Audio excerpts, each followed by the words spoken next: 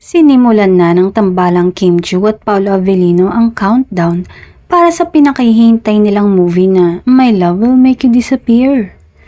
The countdown is on, say ni Kim sa kanyang ibinahagi sa Instagram post. Ilalabas na umano sa February 12 ang kanilang official poster at sa February 15 ang kanilang world trailer premiere. Magiging sunod-sunod din ang kanilang movie tour sa iba't ibang panig ng bansa. This journey has been so special and we're beyond excited for you to experience the movie with us.